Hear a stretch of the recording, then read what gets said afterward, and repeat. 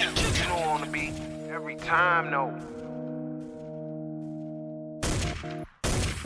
I would like to personally welcome you to Man Hour After Dark. Say that thing. While I bring you the host, Mike, Buck, and Cone. You know who's coming to the stage. Sports talk than what you about to hear right here. I second that. Go. You know that it's us when we talking about sports. Giving you facts on the field to the core. Tune in, we need the support. 1 hour too short, then listen some more. On all your stations, not dropping no music. Stripes like Adidas, but Nike just do it. Down 4 in the 4th, we go for the win. Michael 2 seconds, we taking it in. Buck, Mike, and Combs. You know what's going on. Man, now we're After Dark, no LA. We the big spark. No 4th and inches won't cut you short. Got the best talking, it's all sports. Buzzing more than buzzer beaters. We coming live all through your speakers. Go.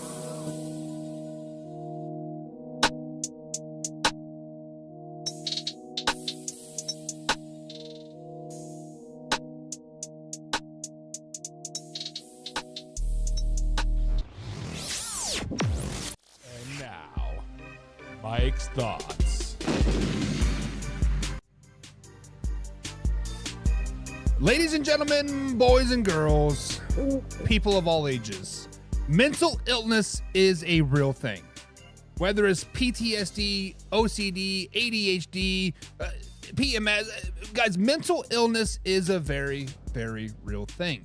A lot of people out there in the world are fighting battles that we don't know nothing about. Many of those people are struggling from day to day to wake up every day, to get to bed on time, to eat a meal, to do a lot of the basic functionalities in their life. And truth be told, guys, mental illness strikes this household this week, each and every year. For the last 15, 20 years, this week from April 8th till April 12th, it just sucks in the Buckheiser household. It is what it is, and there's nothing that we can do about it. Mental illness is a real thing, and sometimes we just got to recover from that mental illness. Whether it's talking about it, whether it's finding something that you love, or just whether it's just sitting in front of the camera and talking BS and drinking some W energy drink. But at the end of the day, guys, smile at everybody. Don't talk down to people. Don't reach out a hand, smile, wave at them. A person can be walking around in a suit and a tie and a smile on their face, and they could be having the worst day of their life. You never truly know. Guys, mental illness is real. Help people out, smile, just have a conversation with people. You never know what kind of battle that they're fighting at the end of the day. That's all we gotta say about that. Cue that intro. Are you ready for the best damn NFL show on the planet? Man Hour Nation, rise up. Yeah, hey, let's go. Hitting that gridiron, we going hard, we running the plays. You know the vibe, only the strong survive. Gotta keep your head in the game. Talking NFL, uncut, straight raw. Steady bringing that sauce. We about to take off. Get it hype, this Man Hour Sport Talk. Yeah, from the quarterback to the lineman. Everybody bringing heat. You don't really want to try them. Hey, who gon' win? It's a battle of the giants. This show is the flyest. Nobody can deny it. This is Man Hour. Sport Talk. Man Hour. Sport Talk. What team you reppin'? We keep it interesting. Who caught another down? Who got that interception? This is Man Hour. Sport Talk. Man Hour. Sport Talk. What team you reppin'? We keep it interesting. Who caught another down? Who got that interception? Let's go. What is up, Man Hour Nation? Michael Buckhouse here with the Man Hour. You guys heard the manhourradio.com. Check out the merchandise page. We got the blog section as well. And guys, comment down below. This is a live interactive show. We see all the comments. We see all the interactions. I guess if you got a question, let us know. If you have your thoughts, let us know. I try to communicate with each and every comment down there in the comments down below. But guys, this is, like I said, live interactive show. Share it with a couple of friends, but most importantly, guys, hit the like button. Hit the like button down below, or the thumbs down button, or whatever emotion you're feeling right now. Hit that emotion down there in the old description, bada bing, bada boom. And let's let us know how we are doing. Guys, we are 15 days away from the NFL draft. 15 days, and the Pittsburgh Steelers still do not have a quarterback. They're drafting 20th overall. Does Aaron Rodgers to the Pittsburgh Steelers make sense at this point? We got to talk about the Chicago Bears. The Chicago Bears. Yes, we got to talk about the Chicago Bears and potentially Caleb Williams be the top 10 quarterback in the NFL. What? Slow it down, baby. We do. And no, we do have a new quarterback hell. We do have a new quarterback hell, and that's the Indianapolis Colts. The Indianapolis Colts, guys, are they the newest team to join quarterback hell? Meaning the Jets and the Browns, and now they got their third wheel. And then we got over, under, win-loss AFC East edition. We got the Buffalo Bills, Miami Dolphins, New England Patriots, New York Jets, over or under their win total per bet.us. And then we got cold, hard facts. Got some cold, hard facts, and we're going to end the show then with a little bit of fact or crap. Before we get too carried away, we got to welcome some people in the chat. We got to welcome the pigskin pundit himself, Old Man Rivers, in the chat. Where is he at? Where's he at? Pigskin pun. Get you some. Old Man River is a pigskin pundit, and he is loving life. He says, what up, Buck? What up, what up? And what's up, Old Man River? Hope you have the good old day, man. We got my man TB12 Fanatic is in the chat. Says, what up, Buck? Or sorry, Mr. Buckheister. Use the full proper term. What up, good night? What up, TB12? Fantastic. And by the way, TB12 does suck. We got my man Charlie is back in the chat today. Charlie was here yesterday, first timer. He is back for round 2. Charlie, welcome, man. We are live every Monday through Friday at 9 p.m. East Coast time until the high school football season starts. And I am live Monday through Thursday. And then my man Hoffy, that's right, Mr. Hofstetter himself, will be live on Friday nights to fill up that void for you guys. So got a lot of NFL talk to get to, guys. Got a lot of NFL talk. And Charlie says, finally, we get a chance to the Eagles and Washington game. Will do better last year of their playoffs in the Washington, because I see Washington some good moves. Listen, dude. Commanders are coming. Eagles are still there, but watch out for the Commanders. Commanders. TB Fanatic says, Tom Brady will be back in the silver and black, baby. Raiders are winning the Super Bowl. Whoa. Not so fast, my man. Not so fast. We got Man-Hour Hoppy in the chat. He says, who cares about the Old Man Rivers? Man-Hour Boggy is the GOAT. I think he meant Hoppy, but hey, if you want to call yourself Boggy, man, it is what it is. Kristen George is in the chat. What's up, Kristen George? What says hi? Hi, Christian. And Hoppy says, Commanders can suck my old nuts. It is what it is. Guys, this is, like I said, this is a live interactive show. We see all the comments down below, but let's get started on today's show. And let's talk about the elephant in the room. Let's talk about the biggest elephant in all of NFL sports right now. We are 15 days away from the NFL draft. Man, that is exactly nearly 2 weeks. By the time this podcast goes live, by the time this clip goes live, it'll be 2 weeks, 14 days until the NFL draft. And the Steelers have so many questions at the quarterback realm as of right now. Now, as Aaron Rodgers talks are starting to die down and NFL draft talks are starting to ramp up, we need to address the elephant in the room. And does the addition or non-addition of Aaron Rodgers affect what the Pittsburgh Steelers will do in this year's draft? That is a lot to dissect. That is a lot to understand. And quite frankly, guys, the Steelers need a quarterback. I don't know how else to put this for you Pittsburgh Steelers fan, but you guys need a quarterback. Mason Rudolph is not it. My man from the Kansas State University, Skylar Thompson, is not it. I hate to dog my man Skylar Thompson, but it is what it is. You have to call a spade at the end of the day. Those two guys are not your starting quarterbacks in the NFL. I don't care what Mike Tomlin says about Mason Rudolph. I don't care what the general manager had to say about Mason Rudolph. I don't care what Art Rooney has to say about Mason Rudolph. I don't care what Cam Hayward or anybody else on the Pittsburgh Steelers have to say about Mason Rudolph. The point of the matter is they don't want Mason Rudolph. He is a great backup. He's a great third-string quarterback. If you are predicting him to lead you to a Super Bowl as an NFL starter, you got another thing coming, Pittsburgh Steelers fans. Slow it down, baby. But let's just be honest. Mason Rudolph is not starting for the Pittsburgh Steelers in 2025. He is not going to be the starter. He might be the backup. He might be the third string, depending on how great Skylar Thompson plays, but he will not be the starter in 2025. The reason being is because the Pittsburgh Steelers do hold the 21st overall pick in this year's 2025 NFL draft. They no longer have a second-round pick because of the trade of the DK Metcalf, but they do hold that late first-round draft pick of the 21st overall pick. Now, when you look at Aaron Rodgers, he is a Band-Aid fix for the season at best, right? The Pittsburgh Steelers have a cut and they need stitches. Aaron Rodgers is just putting that Band-Aid over the fix until you can get to the hospital, aka next year's draft, to get your guy. That's all Aaron Rodgers is. He is nothing beyond 1 year. He is nothing beyond 2 years. Hell, if somebody says he has 3 years left in him, stop it. We saw what Aaron Rodgers did last season. Stop it, stop it, stop it. And look, at this point, either Aaron Rodgers is coming or he's not coming. We are 15 days away from the NFL draft, and this should not affect what the Pittsburgh Steelers do in the first round pick. At pick number 21, having Aaron Rodgers there or not should not affect what they do.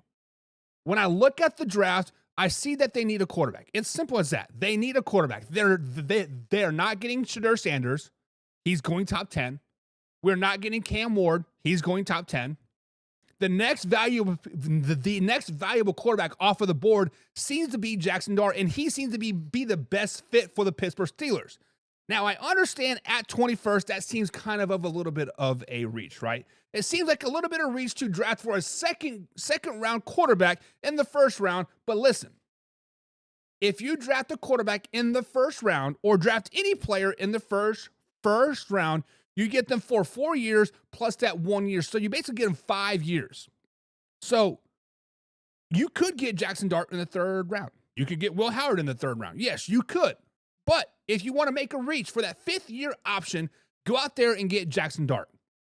Go out there and get Jackson Dart, and he would be the best fit for the Pittsburgh Steelers moving forward. And then if you have a Aaron Rodgers on the roster, he can legitimately sit back and learn from Aaron Rodgers, the GOAT of all time. Let's just be honest. The true GOAT is Aaron Rodgers.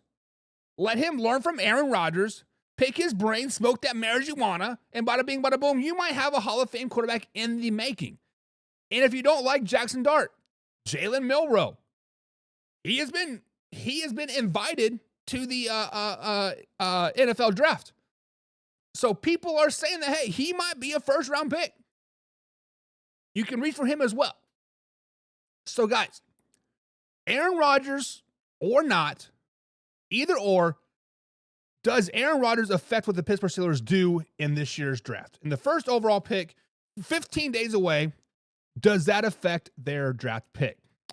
Let's talk about it. TB12 says the elephant in the room is John Peebles. You mean not wrong. Not wrong. But TB12 says Aaron Rodgers going to the Vikings. TB12 says let's just be honest. Let's think about this logically. The reason why the Vikings have not named J.J. McCarthy their starter yet, the reason why the Vikings have not gotten a backup quarterback yet, the reason why the Vikings are still talking about trading J.J. is because Aaron Rodgers is coming to town, baby. Let's not get it twisted. You might be right. Hoffy says, I agree with TB12 fanatics. Vikings need a quarterback. J.J. McCarthy is trash. Ooh. To be announced, right? I had to sit and ponder that thought because I'm not saying J.J. McCarthy is trash. I am saying, though, with Sam Darnold with the Vikings, J.J. McCarthy would have been more valuable to the Vikings trading him to a different team, a.k.a. a first-round pick and a second-round pick or two first-round picks. You could have turned over J.J. McCarthy, still had Sam Darnold for 2-3 years down the road, and then they went and got out there and got a quarterback like potentially Arch Manning down the road. We'll see. Charlie says, let's see if the starters can make it into the playoffs. They haven't made a playoffs for a few years now. They call the best team. Charlie, this is where you're wrong. The Pittsburgh Steelers just made the playoffs last season. The Pittsburgh Steelers repeatedly make the playoffs year after year after year. They don't lose games. They are always a 9-10 win team. They're always a winning team. Underneath Mike Tomlin, they've never had a losing season. Now, getting past the wild card game, that is a different story. Winning a playoff game, that is a different story. They get there, they're satisfied getting there, and then they dribble down their legs and they forget that they have a football game in the wild card game. That's what it comes down to. That is what it comes down to. Hoffy says, Mason Rudolph still recovering from the Garrett head bashing with his own helmet. Not wrong. Not wrong on that. TB12 says, tank for Arch Manning. So we have talked about this several times here on the show, right? We have talked about this, like about the Cowboys potentially tanking for Arch Manning, the Colts tanking for Arch Manning, the Raiders tanking for Arch Manning. But the truth of the matter is, guys, Arch Manning is only going to be a junior. The truth of the matter is that Arch Manning holds all of the cards. If a team like the Pittsburgh Steelers is the number 1 overall pick and he doesn't want to go, they're like, I'm going to go back to college. If a team like the Cleveland Browns is the number 1 overall pick, it's like, I'm going to go back to college.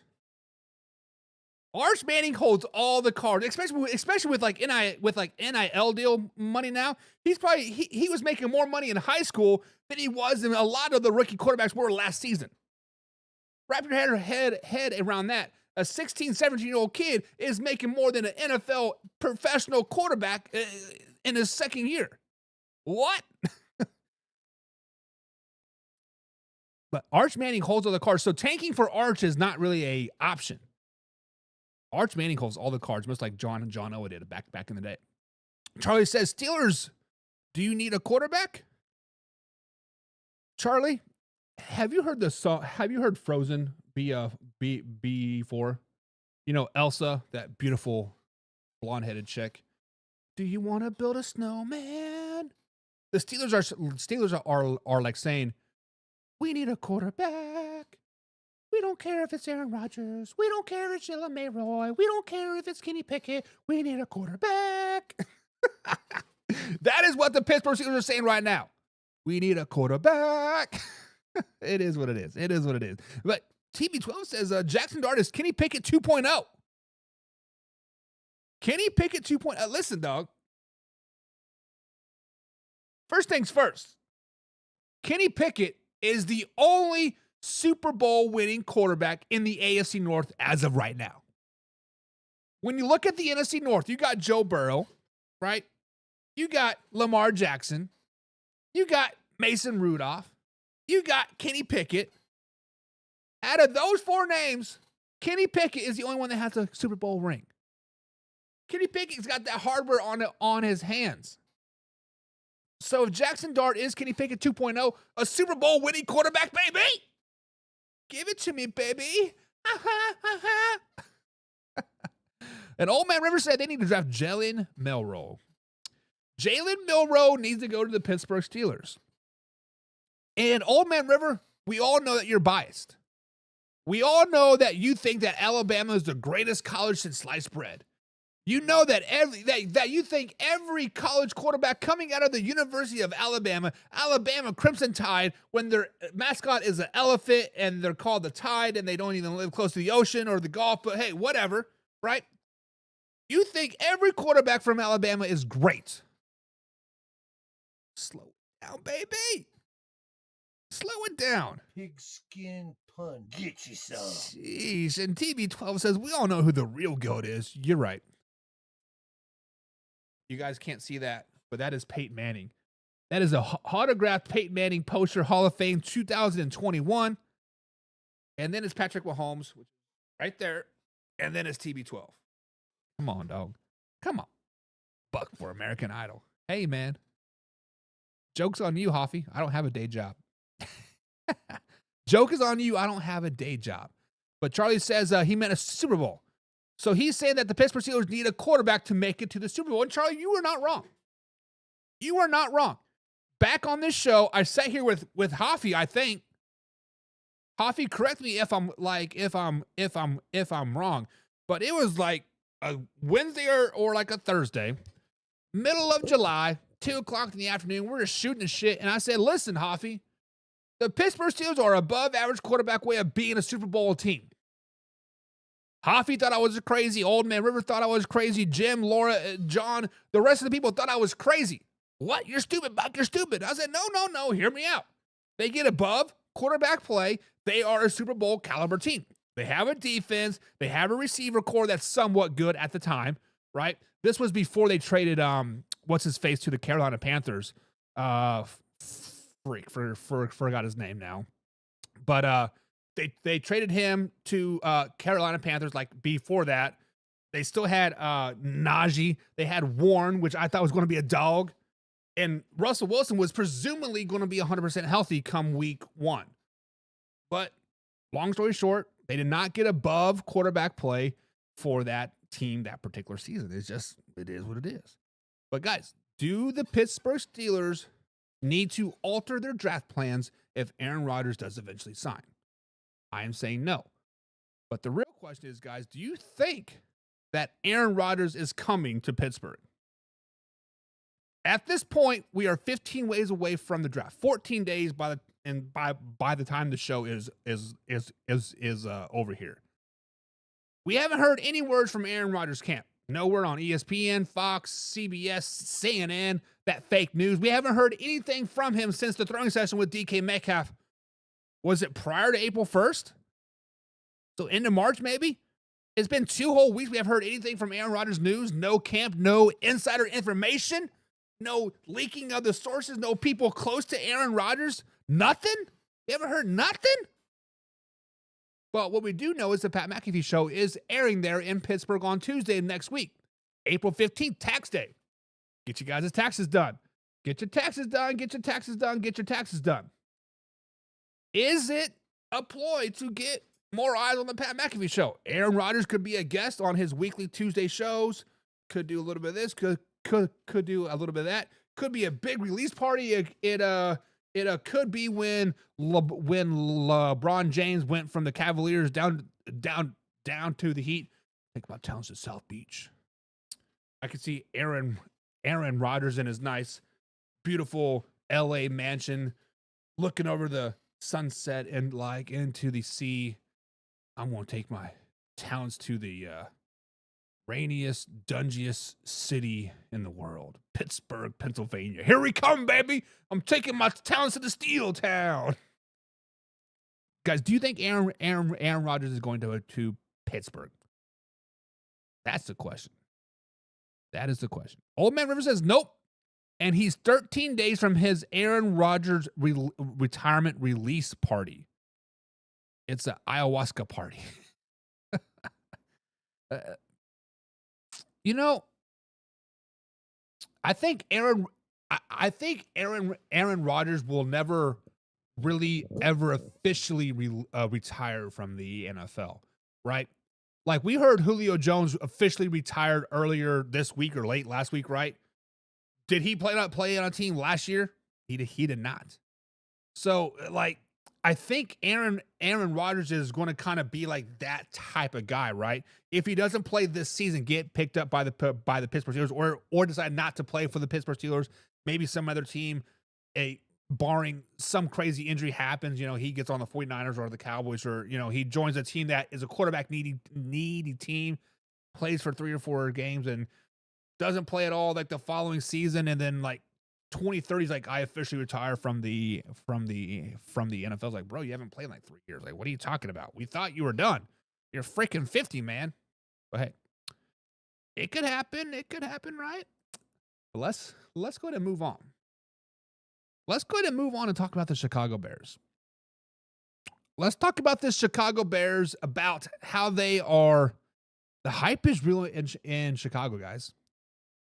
The hype is real in Chicago.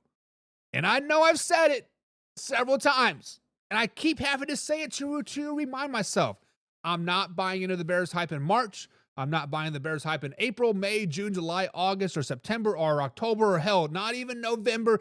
Maybe I might start to buy in December when they finally get over that 9, 10 win hump. But the more I watch, the more I look, the more I read about the Chicago Bears, I cannot help myself to get excited. I cannot help but get giddy. I cannot help but text my man BC Combs and be like, hey, dog, your team might be good. Your team might be knocking on that doorstep of the NFC North Championship. Your team might be going to the playoffs. And I need to remind myself to slow it down, but slow it down, baby. But the Chicago Bears guys did open up voluntary camp today, right, with their new head coach, Ben Johnson. They also got Ranton NOL as a receiver coach. They got Eric Bieniemy as a running back coach. They got Al Harris from the Dallas Cowboys to bring him up as a as a safeties coach. Like they got a nice little star-studded staff up there in Chicago. But Caleb Williams said today after practice, he says they are pushing us and challenging us to be better. And I love it. So guys, when we look at Caleb Williams' rookie season, look at his projection to this season, new head coach, a lot of pieces added. Guys, will Caleb Williams be a top 10 quarterback in 2025? In the NFL season of 2025, will Caleb Williams be a top 10 quarterback? Before we project to the future, let's back to the past. Let's go back to his rookie season. Caleb Williams did not do half bad his rookie season despite all the ups and downs and turmoils that was happening in Chicago. He threw for over 3,500 yards, 20 touchdowns, and 6 interceptions in 2024. He had a QBR of 87.8, and he had one of the worst offensive lines in the NFL. They were ranked 29th overall per PFF. And all that, he still got all the hate and all this. Like people were dragging Caleb Williams through the mud.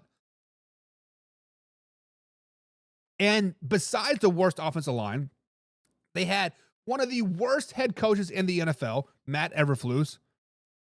I'm not saying he's a bad person. He's a terrible coach. I would like to go have a beer with the man.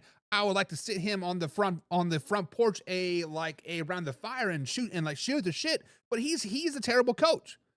They had one of the worst offensive coordinators in the NFL. They could never get the rhythm of the game happening. Caleb Williams went through three offensive coordinators his first season, 2 head coaches. Now he has a new head coach, new OC, new passing game coordinator. Everything's new. And also this offseason, the Chicago Bears added all of the right pieces. They added offensive line, traded for what's his face from the Kansas City Chiefs. Can't think of his name right now. He's drawing a blank. They picked up Jonah Jackson, previously from the Detroit Lions, and then went to the Rams on a deal. Couldn't quite get healthy. Now he's injured, whatever. Now he's with the Chicago Bears. They signed a linebacker, a defense tackle, and a defensive end. They nailed their want list and need list head on. Guys, Caleb Williams could be the Chicago Bears' first ever 4,000 yards passer in the NFL. Sorry, for the Chicago Bears. The Chicago Bears have never had a 4,000 yard passer. Caleb Williams could be it. Guys, I predict that Caleb Williams will be a top 10 quarterback in this year in the NFL. I predict that Caleb Williams is going to blow people out of the water. Caleb Williams has the work ethic. He has the it factor, and he has a real high football IQ. Now with pieces around him, with competent coaching, with the competent players, a nice little receiver core, they have a really good opportunity to not only being successful, making the playoffs, battling for the NFC North, but Caleb Williams has a chance to be a great quarterback in the NFL. I'm not going to call him elite, a generational talent. Don't put those words in my mouth. I know once the Chicago Bears fans hear 4,000 yards and great, they will be saying, Super Bowl, he's elite, he's great. And then, no. He could be top 10. He could be pretty damn good, if not great, 4,000 yards. But listen, at the end of the day, still the Chicago Bears, so we need to slow it down.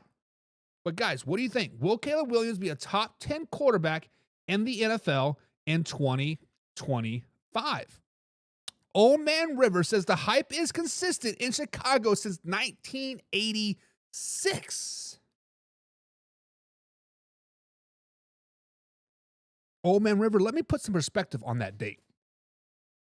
1986. My birthday and the Man Hour birthday is April 11th. I was born in 87. Man Hour will be 3 years old on Friday. I have kids on my high school team that was born in 2011.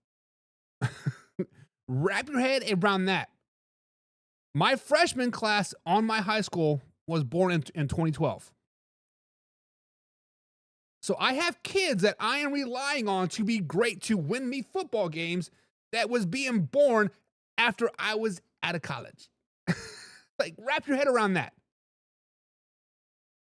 Let me tell you this, Old Man River, put that date into some more perspective. This freshman class, going to be freshman class, 8th graders as of right now, they referred to 2011 and 2012 to the teens. To the teens. 2013, 2014, 2015. Refer to those as like the teens. I'm like, and I heard them saying like the 14 and 15 and 13. And I was like, why are you guys talking about the 1900s? They're like, 1900s? What are you, like 137 years old? That's a long ass time. That is what I'm saying. Oh man, River. That is a long ass time. Real McCoy's in the chat. What's up, Real McCoy? He says Big Ben don't have good things to say about Aaron Rodgers. Who doesn't have good things to say about Aaron Rodgers? Let's just be honest. Osman, what's up, man? He says, should the Pittsburgh Steelers draft Jalen Milore? We can talk about that again here in a second. Give me a moment. Give me a moment. Real McCoy says, Caleb Williams, who? No chance. There is no chance unless it's flag football. Speaking of flag football, did you guys know that the NFL is trying to block NFL players from playing in the Olympics in 2028? I just read that and thought it was kind of crazy. TV12 says, no way he's top 10 this year. Maybe next year. Sorry, Lions fans. Too soon. Too soon. Is TB12 predicting the downfall of the Detroit Lions? Is TB12 predicting that the Detroit Lions will not be very, very good in 2026? Could I say I'm with you, dog? Can I say that I'm with you? But Old Man River says he'll be number 5 behind Geno Smith. So Old Man River says not only is Caleb Williams going to be a top 10 quarterback, he'll be a top 5 quarterback, and Geno Smith will be a top 5 quarterback. Ooh, slow it down. That is tough. That is tough. That is tough. Hoffy says Allen and Williams will scratch top 10. Too early, but he is third best from his draft class. When you look at the draft class from last season, right, you have Jaden Daniels, clearly right now the clear front runner, best quarterback in that class. Then you have Caleb Williams, you have Drake May, Michael Penix Jr., and then Bo Nix. And who was the other one? Wasn't JJ? Well, yeah, JJ McCarthy, right? Those 6 guys were drafted in the top 12 of the NFL draft last season, 2024 NFL draft. So you're saying he's third in his class. Who is above him, Hoffy? I mean, I will give you Jaden Daniels. He had a great season. I will not give you Bo Nix, although he did have a great season. I do predict he'll have the worst out of the class in 2025. Like, who are you putting at number 2? Is it Drake May? You freaking homer? I don't know. Old Man River says, but in 1985, the Bears arguably had the best team in NFL history. That is what the Bears live off of, is the 1980-85 Bears, just like how the Las Vegas Raiders live off of Christmas Day 2023, right? It's just, you cannot bank your history off of one day, 1 year. Just like you got to have a little bit of more oomph in your life, right? A little bit of oomph. Speaking of oomph, the Indianapolis Colts. The Indianapolis Colts are a team that I am just so freaking confused about. Today, they invited Cam Ewers, Texas Longhorns quarterback, into a visit for his pre-draft visit process. Guys, Cam Ewers is a quarterback. Cam Ewers is projected to go in the 3rd, potentially 4th round, if not later. But he's visiting the Indianapolis Colts. Currently, the Indianapolis Colts have Anthony Richardson and Daniel Jones on the roster battling for the QB1 spot. They also have a third string guy, but I do not remember his name off the top of my head. When we look at the Indianapolis Colts, guys, and their current quarterback situation, are the Indianapolis Colts the newest team to join, quote, quarterback hell? Where if you get drafted there, if you play there, you'll never have a career again. The 2 teams that are right now on the quarterback hell list are the New York Football Jets and the Cleveland Browns. Those 2 teams is where quarterbacks go to die. And I was hesitant to put the Indianapolis Colts on this list. But Look at their history. Since Peyton Manning and Andrew Luck left, right? Peyton Manning, they cut him. He went to the Denver Broncos, won 2 Super Bowls. Andrew Luck came in to replace him. He was there for 5 or 6 years, right? Then he abruptly retired because of he was getting injured all the time. But since Andrew Luck left, they had Josh Freeman as a quarterback, Matt Hasselbeck, Jacoby Brissett, Scott Tonsilin, don't know who that is, Phillip Rivers, Carson Wentz, Matt Ryan, Sam Ehlinger, Nick Foles, Gardner Minshew, Anthony Richardson, Joe Flacco. They also drafted Anthony Richardson, Sam Ehlinger, Jacob Easton, Chandler Harnish since Andrew Luck in 2025. So not only have they had 12 quarterbacks since 2012, they've drafted 5 quarterbacks since 2012. And since 2019, they've only had 1 quarterback break 4,000 yards passing, and that is Phillip Rivers. Guys, the Indianapolis Colts is the newest team to be added to quarterback hell. If you are a quarterback in the NFL or in the draft or a free agent or whatever, you do not want to go to the Indianapolis Colts. They will draft you. They won't develop you. Then they'll throw you under the bus and then they'll ship you off to LA.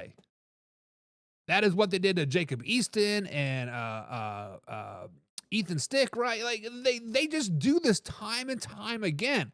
And to bring in Daniel Jones to battle for the number 1 spot for Anthony Richardson just shows you that they have no competent of what they're doing.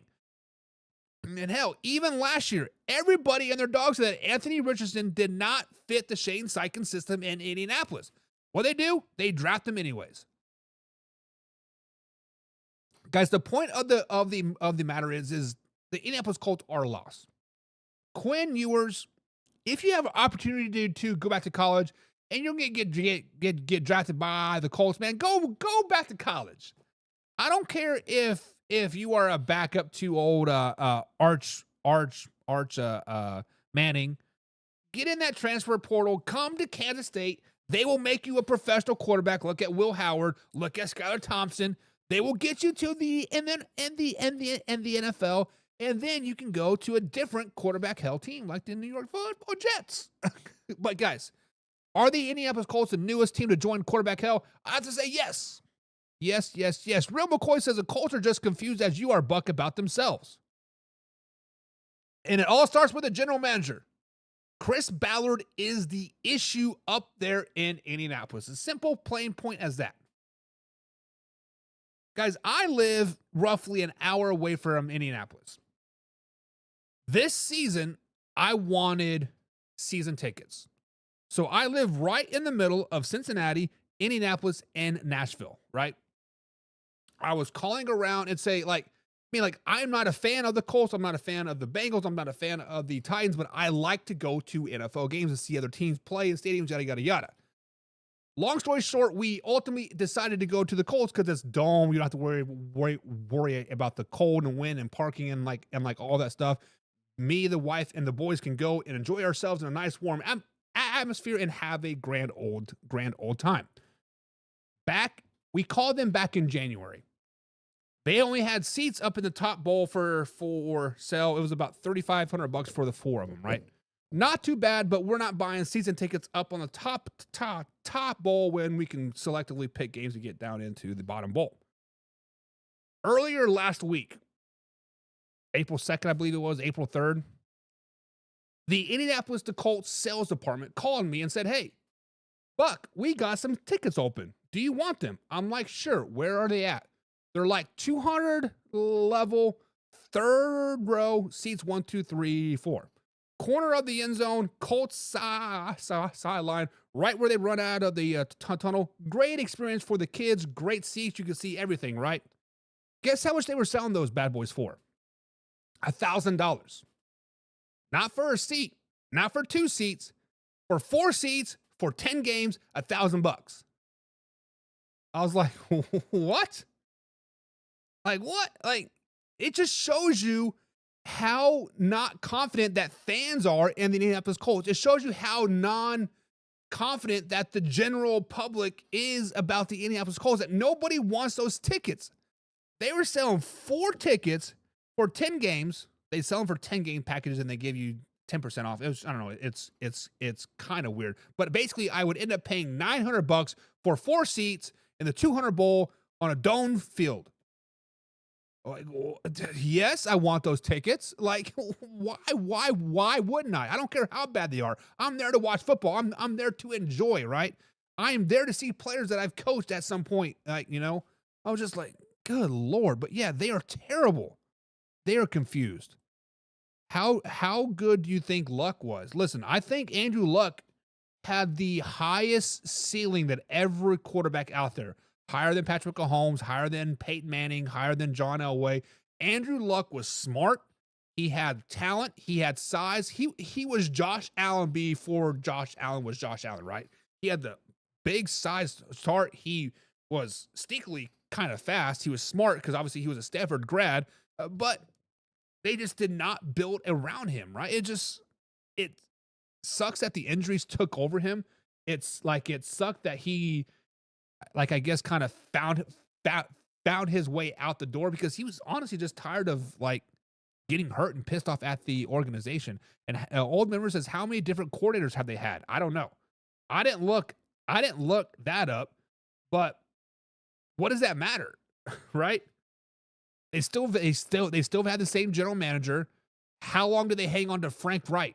Way too long, right? It's just like the point is they've gone through 1, 2, 3, 4, 5, 6, 7, 8, 9, 10, 11, 12, 13, 14 quarterbacks since 2012.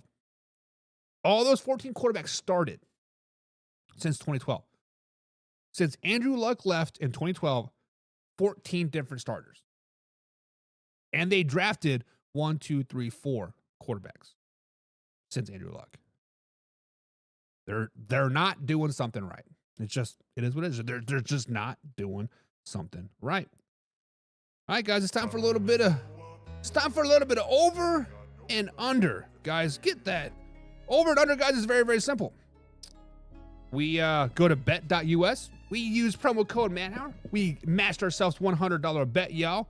And we determine whether the AFC East teams are going to be over or under their win totals for the 2025 NFL season. So let's go ahead and start off with at the top. The Buffalo Bills in alphabetical order, right? We're starting at alphabetical order, but the Buffalo Bills. Last year, they finished 13-4. They were first in the AFC East.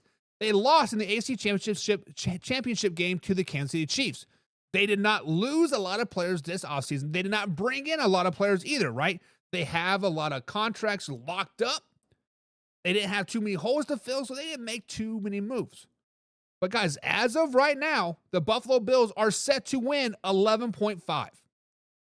The betting line for the Buffalo Bills in 2025 is 11.5 wins in 2025. So guys, over under 11.5 wins for the Buffalo Bills in 2025. When you look at their schedule, right, obviously they will play the Miami Dolphins, New England Patriots, and the New York Jets twice, right? But when we look at their home opponents, they play the Baltimore Ravens, the Bengals, the Saints, the Buccaneers, Chiefs, and the Eagles. That is tough. At least they're at home, but that is tough. But then on the road, they play the Steelers, Falcons, Panthers, Browns, and Texans. Guys, can the Buffalo Bills get any more of a favorable schedule? Let's just be flat out honest. All of their big games, the Chiefs, the Eagles, the Buccaneers, and the Ravens, they're all home games. The hardest road game that they potentially have outside of the division is the Houston Texans. And yes, the Houston Texans did wax that ass last season, but the Buffalo Bills are probably going to come back for revenge. I think they sweep the Jets. I think they sweep the Patriots. I think they split with the Miami Dolphins. Right there off the top, that is 5 wins. So we're looking at about 5 more wins to get the over of 11.5 wins. Do they beat the Baltimore Ravens at home? That is a yes. Josh Allen and the Buffalo Bills own Lamar Jackson. Yes, I understand Lamar Jackson is a great regular season quarterback, but give me the Buffalo Bills. The Bengals, a true wild card, right? Their defense is going to be terrible. It's going to probably be an offensive shootout, and I think the Bengals have a little bit more offensive firepower. I think they lose that game. I think they beat the Saints. I think they lose to the Buccaneers. they beat the Chiefs, and they beat the Eagles. Right there, we're sitting at 11 wins. 11 wins, right? And then we got an easy-ass road schedule. Falcons, that is a win. Panthers, that is a win. Browns, that is a win. Steelers, that is a win. Texans, that is a win. Guys, it would not shock me one bit if the Buffalo Bills are 15-2 this season. It would not shock me one bit if they're a 14-15, hell, maybe even a 16-wins team in 2025. I am 100% picking the over on the Buffalo Bills, 11.5 wins. Now, obviously, it's going to change once we see the schedule once the schedule comes out, right? They are going to have that Thursday night trap game. It could be on the road. They're playing potentially the Atlanta Falcons or the Browns or the Panthers on that Thursday night game on the road. Could be that trap game. But listen, 13 wins is not a reach. 14 wins is not a reach. Hell, 15 wins is not a reach. If you are not picking the over on the Buffalo Bills, you are a betting fuel, right?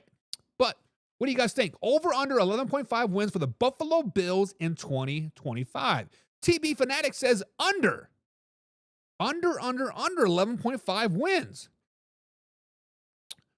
TB Fanatic thinks that the probably going to get swept by the Patriots, get swept by the Jets, and swept by the Giants. That would be tough, baby. That would be tough, right? Old Man River says the Bills will be over 11.55 wins. Old Man River, I think we're on something here, baby. I think we are on something. Hoffy says the Bills under 12. So Hoffy, if you think they're getting 12 wins, that would be over because 11.5 is the betting line, right? So if you get 12, you are over. If you get 11, you are under. So clarify that, Hoffy. Where are you going? Old Man River says the big ticket games are at home. Yeah, and I wish Alpha Rob was here because he's the biggest Buffalo Bills fan that I know. But guys, correct me if I'm wrong. This is the last season of Orchard Park, right? Because I saw that the final steel beam went into the new stadium last week, but that stadium shouldn't be ready to be played this season, right? So correct me if I'm wrong, but if it's the last year of Orchard Park, right, and you got the Ravens, Bengals, Chiefs, Eagles, Saints, and Buccaneers all in that game, it would not shock me one bit if they tried to make that Kansas City Chiefs game and Buffalo Bills game like a nice Sunday night, Monday night, last game of the season. Granted, we know we played divisional games the last game, but let's say week 16, go out, put Orchard Park on top, make that place loud. Chiefs, Bills. That would be nice. Real McCoy says the Bills are a tough team. 12 wins at least. Listen, the only question mark about the Buffalo Bills is their bend, don't break defense, right? The only question is, was it going to be Von Miller? Von Miller's gone, right? Are they going to be able to, compete with teams like the Ravens and the Bengals and the Buccaneers and the Chiefs? We showed that last year with that bend, don't break defense, right? They play the 4-2-5 instead of the 4-3. They will be just fine. And I am great. Charlie says, I just got back. I'm eating and doing laundry. Look at my man being all adult-like. Eating and doing laundry, multitasking. My man. Hoffy says, I meant under. Last year's total was 13. So Hoffy's saying they're going to be under 11.5 wins. Damn, Hoffy. Old Man River says, imagine what those ticket prices will be for those games. Oh, I couldn't imagine. Especially if it's the last game at Orchard Park, which I'm not 100% sure, but I want to feel like this is the last year there, right? Because they are building the new stadium. They put in the last piece of steel. My gut tells me it won't be ready by August, but you never know. But either way, whether it's closing of the old stadium or opening of the new stadium, Ravens, Chiefs, Eagles games, $1,000 easy. $1,500 easy. Easy. Charlie says the Chiefs cheat on every Super Bowl. They have never once deflated balls, spied on cameras, or doing anything, Charlie. So, yeah, talking out your butt. Moving on. The Miami Dolphins. Miami Dolphins. They did finish 8-9 last season, second in the AFC East after a crazy season, right? Tua being right, and then just them falling apart and then coming back together. But toward the end of the season, they still had a shot at the playoffs, winning 6 of their final 9 games. They ultimately did get knocked out of the playoffs because the Bengals decided to win a little bit more, and the Chargers decided and Broncos decided to lock their spots, kicking the Miami Dolphins up. But they still had a shot. But as of right now, the Miami Dolphins are sitting at 8.5 wins for the 2025 NFL season. That is tough. 8.5. Because 8.5 is a technically a losing record. 8 wins is technically a losing record, but 9 wins is potentially a playoff team. 10 wins is potentially a playoff team. So 8.5 is a tough betting margin here. So obviously they play the Patriots twice, the Jets twice, and the Buffalo Bills twice. I do have them losing to the Buffalo Bills once, have them beating the Buffalo Bills once. So there is one win. Have them splitting with the Patriots and then sweeping the New York Jets. So we're sitting at 4 wins as of right now going into their home games. Their home games include the Baltimore Ravens, the Cincinnati Bengals, LA Chargers, the Saints, the Buccaneers, and the Commanders. Tough little schedule that they got there. And then their away games, they have the Browns, the Steelers, the Colts, Falcons, and the Panthers. Ooh, that is tough. Let's start at home. They are not beating the Baltimore Ravens. I don't care if it's in snow, hot weather in London and Mexico and Argentina or Brazil. The Ravens are going to come out there and they're going to wreck the Miami Dolphins. It is what it is. The Bengals are going to beat the Miami Dolphins as well. The Chargers at home. This is an interesting game. Toss-up game. Let's give them the toss-up game. There's 5 wins. I think they'll beat the Saints. They're not beating the Buccaneers, and they're not beating the Commanders. So we're sitting at 6 wins as of right now going into the away schedule. Browns, Steelers, Colts, Falcons, and Panthers. This is tough because depending on when they play Cleveland, is it early in the season or is it late in the season is ultimately when if the Miami Dolphins win this game or not. If this game is held in September or October, the Miami Dolphins will win. If it's November or December, the Cleveland Browns will win. So I'm going to give the Browns this win. I think they lose to the Steelers. I think they lose to the Colts. I think they lose to the Falcons, but I do think they beat the Carolina Panthers, which gives them 7 wins on the season. So if you are a betting man with 8.5 wins over under, I am going to have to go under. 7 wins is just not going to cut it. And if memory serves me right, when Tyreek Hill loses, when the Miami Dolphins do bad, when the Miami Dolphins don't make it into the playoffs, Tyreek Hill throws a tantrum, gives a peace sign on like X, says he wants out, says he wants this, and this. And I think this is a year that the straw finally breaks in the camel's back, or whatever it says, right? This will be the straw that breaks the camel's back. That is what I'm trying to like say. This is a year that Tyreek Hill gets kicked off the team, traded, cut, whatever. This is a year that Mike McDaniels finally gets exposed and fired. The offensive guru, the big man himself, right?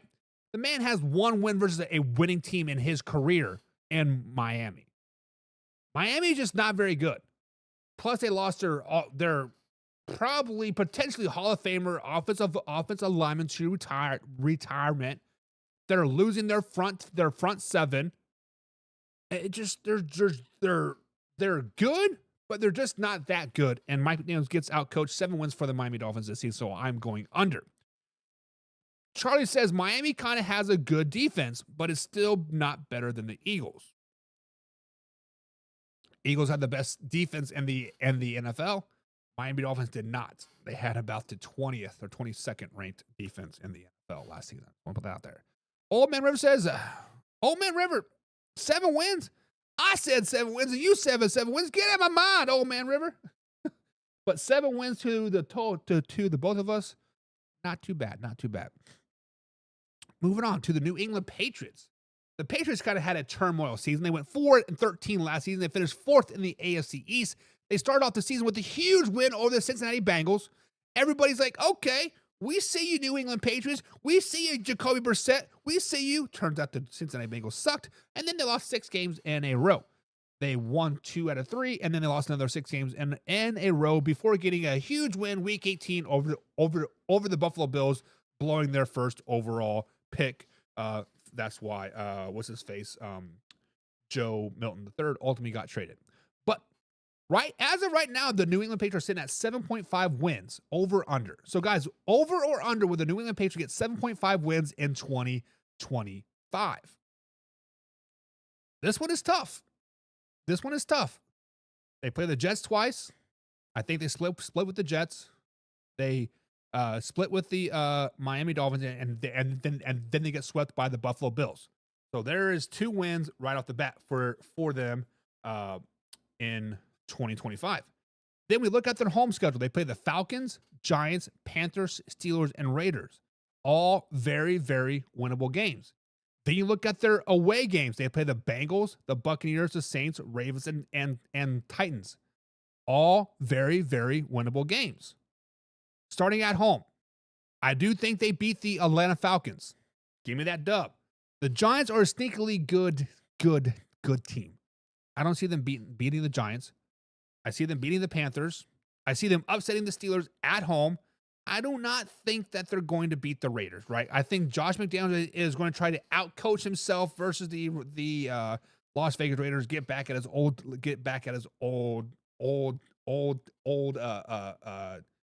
team, and I think kinds of things just fall apart for the Patriots in that particular game.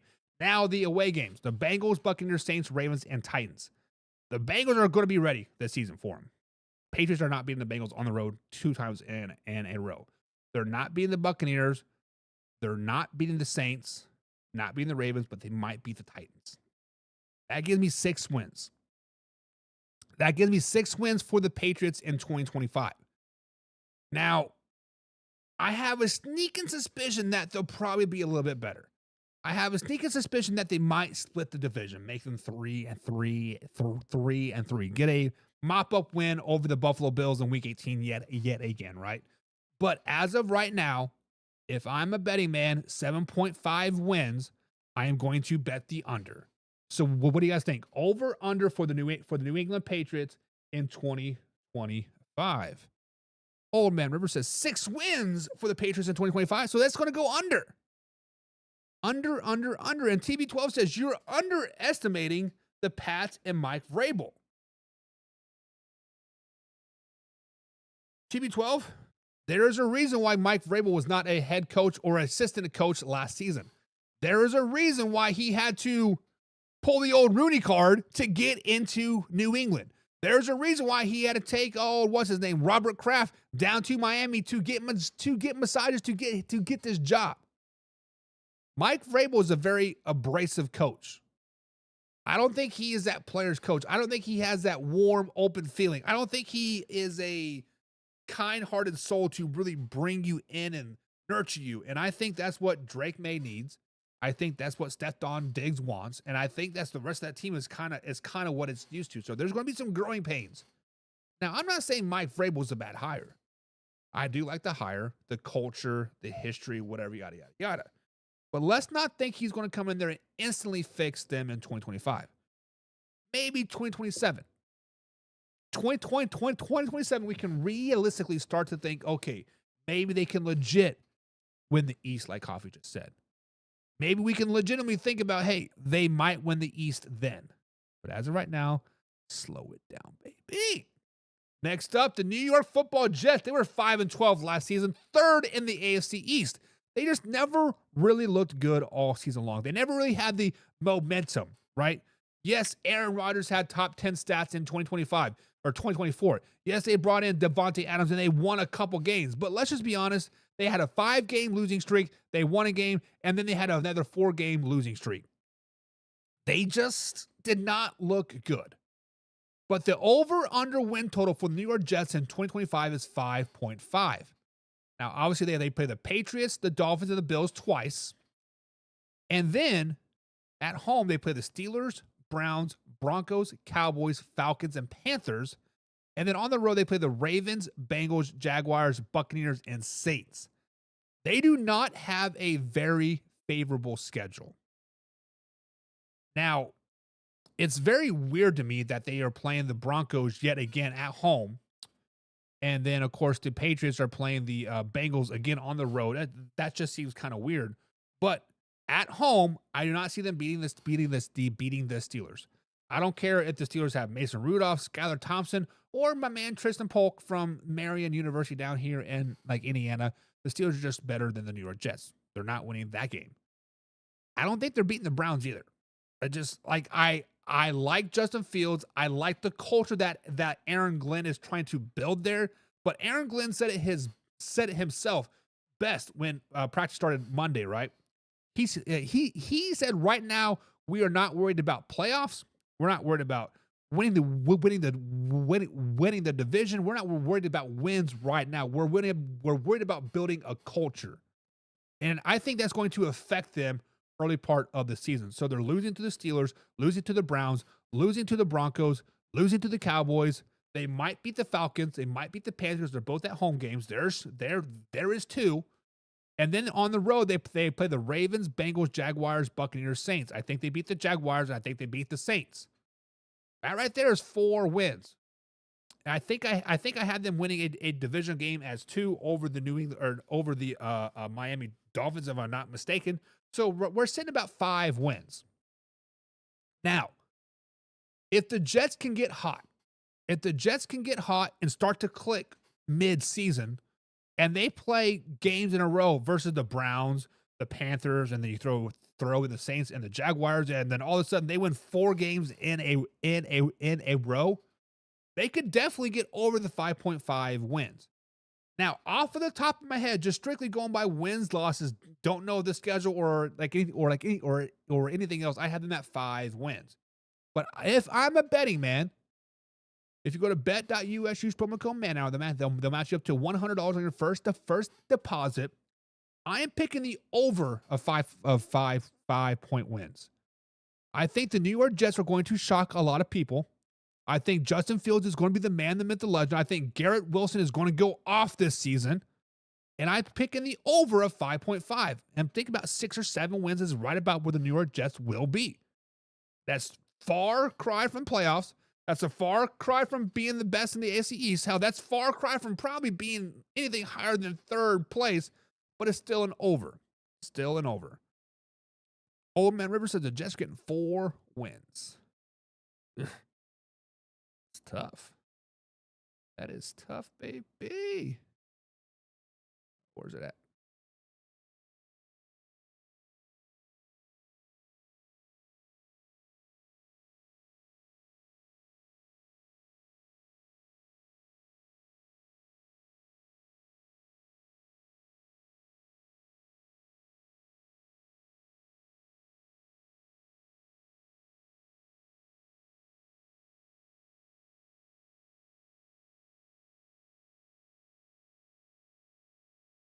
There we are. So card hard facts number 1, guys. Travis Hunter has been called the best player in the NFL draft. Travis Hunter has been called the real deal. Travis Hunter has been called a Pro Bowl player on both sides of the ball. Now, he does have potentially the most upside in the NFL because he does play both 2 positions on the field, wide receiver and quarterback, or cornerback, I should say. But the cold hard facts are about Travis Hunter is that he is not the best player in this draft. He will not have the best career. He will not win Rookie of the Year, Offensive Rookie of the Year, Defensive Rookie of the Year. He will not win any of those things if the team that drafts him decides to be 2-player right off the bat. Now, if a team like the Cleveland Browns says you are going to be a receiver and they polish his wide receiver skills and then develop him into a cornerback 3 or 4 years down the road, but every indication is that he's going to be playing both sides of the ball come day 1. So the cold hard facts, number 1, guys, is Travis Hunter is not the best player in the NFL draft because of the simple fact that teams are not going to be able to use him correctly. Cold hard facts, number 2. Jalen Milore has been invited to the NFL draft, which is raising the expectation that he will go into the 1st round. You don't really draft people that you don't know that are going to get drafted outside of the first round, but whatever, right? But the cold hard fact is that he is not a first round quarterback. The cold hard fact is that Jalen Milore is not a first round talent. The cold hard fact is that he should be drafted in the 3rd or 4th, if not 5th round in this year's NFL draft. But somebody will come out of the woodwork and reach for him, i.e. the Pittsburgh Steelers. Somebody will trade back into the 1st round or into the mid-20s to draft Jalen Milore in the 1st round. The truth is he needs time to grow. He needs to sit behind a vet quarterback and learn, i.e. Aaron Rodgers. He has the best running ability out of every quarterback in the NFL draft, but his arm talent is 3rd at best. But if you draft a quarterback in the 1st round, you do get that 5th-year option. The cold hard facts are he is not a first-round talent. He is not the best quarterback. He's not even the 4th best quarterback. He should not be nowhere near the first round, but cold hard facts are he will be drafted in the 1st round. It is what it is. Excuse me. Cold hard facts number 3. The cold hard facts are is that Shedeur Sanders had a horrible pro day. He had bad throws. He was patting the ball. His footwork looked a little sloppy. But the cold hard facts are is that Shedeur Sanders is a top 10 NFL pick. There is no way, shape, or form around it. Teams love quarterbacks in the NFL draft. They get drunk, they get sloppy, and there's a cute girl over there, i.e. the quarterback, and they love to draft him. And he would be a perfect draft pick for the New York Jets, the New York Giants, the Las Vegas Raiders, or hell, even the New Orleans Saints, all in top 10. And hell, you might even see a team move up and get him, i.e. the Pittsburgh Steelers, i.e. maybe the Cleveland Browns circling back up into the top 10 after they get Abdul Carter or Travis Hunter 2nd at 9 overall. But the cold hard facts are is that Shedeur Sanders will be a top 10 pick in the NFL draft. It is what it is at the end of the day, guys. And those are the cold hard facts.